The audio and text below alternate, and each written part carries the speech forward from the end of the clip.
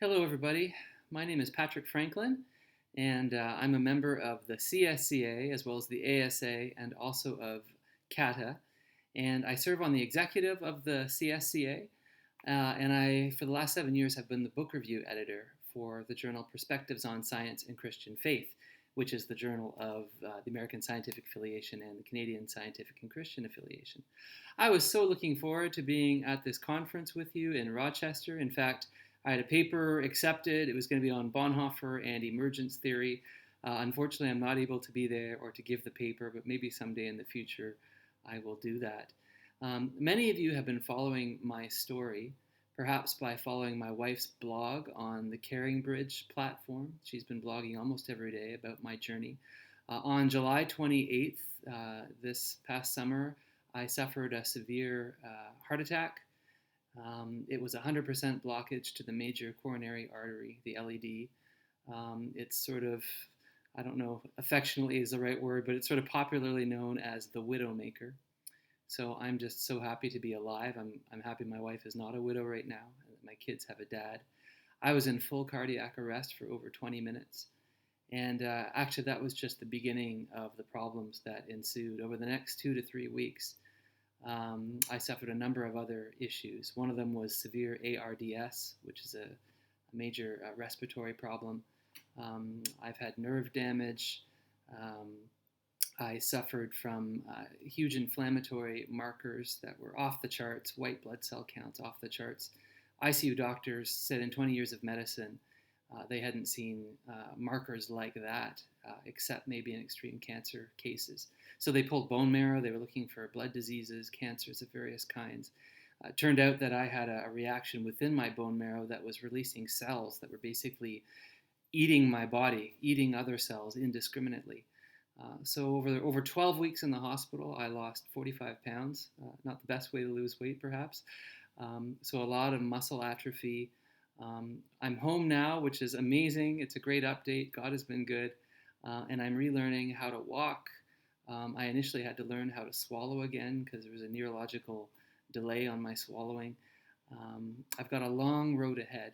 But I wanted to give you a quick update. And for those of you who have been following the blog or maybe just have heard of me through others, because it's kind of gone viral, God has just reached so many people and motivated them.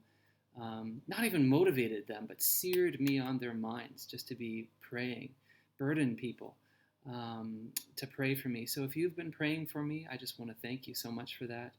A number of people from ASA and CSCA have sent financial gifts too, which has been really helpful as well, because we've got a lot of extra expenses these days. So thank you so much. I am doing well. It's been a really steep recovery. A month ago, I couldn't even turn myself over in bed. Nurses were doing that for me. And now I'm actually able to get up, walk around, do a lot of things. I still get very tired. You wouldn't believe how tiring showering is. I have to take a nap after having a shower. It's ridiculous what we take for granted. But God has been good. I suffered, I don't know how many, maybe 5 events during those first 3 weeks, each of which had an extremely low probability of survival. When you begin to stack those kinds of probabilities next to each other, it's like trying to roll a 1 out of a 6 on a dice, 5 or 6 times in a row. So I don't have any doubts that God was involved. I don't know how to explain that scientifically, how God intervenes, but I believe that he did. And he didn't heal me like instantly on the spot. He chose to do it through the prayers of his people, just like the paralyzed man who was lowered before Jesus.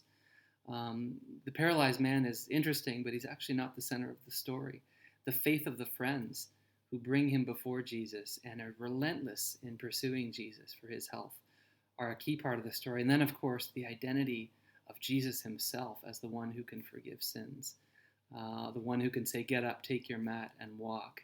And everybody goes home glorifying God. I feel very much like that paralyzed man. God has healed me, but it's so much bigger than me in terms of what he's done. Those of you who have been in contact with each other know a little bit of what I'm talking about. So thank you so much for praying. Thank you so much for giving, those of you who have done that. And I wanted to leave you just an encouragement. Some people have asked me, did you go to the pearly gates, right? Did you encounter God face to face, or did you meet St. Peter or something like that? And I can't say that I did any of those things. Unfortunately, I could sell a lot of books maybe if I had had some of those experiences. I did not go to the pearly gates, but I did have some pretty intense spiritual experiences during that time.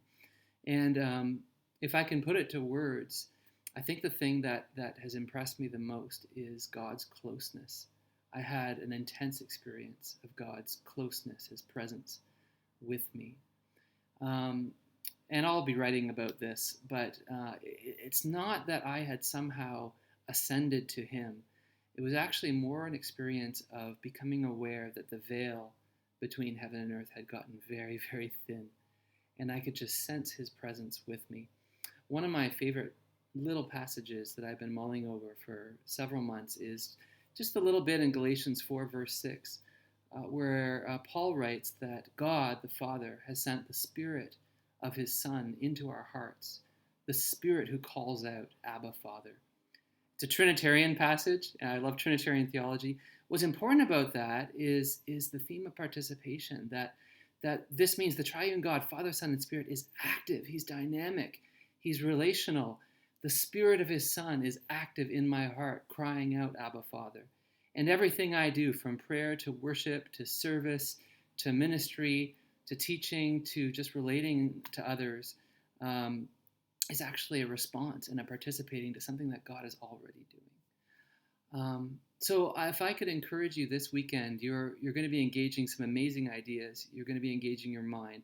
I want to encourage you also to engage your heart, to take time to notice the Lord. He is so active. He's so present, closer than anything we can imagine. In Him we live and move and have our being. Most of the time, though, we're just too busy, too preoccupied, maybe with our own thoughts even, to realize it. And that's really what the spiritual disciplines are all about.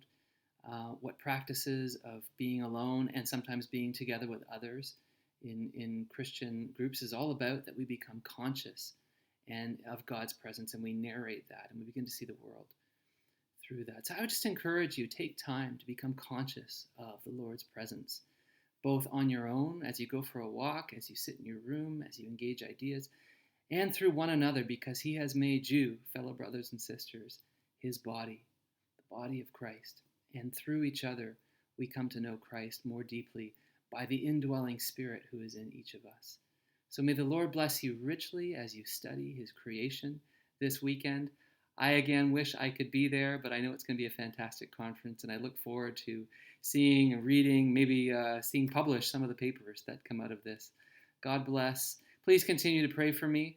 I am doing well, but I have tired moments. I have to rest a lot. It's going to be a long road to recovery. But I'm just so thankful to the Lord who has saved and delivered me, largely by involving His people to participate in His divine work of healing. Thank you so much. God bless. Enjoy the conference.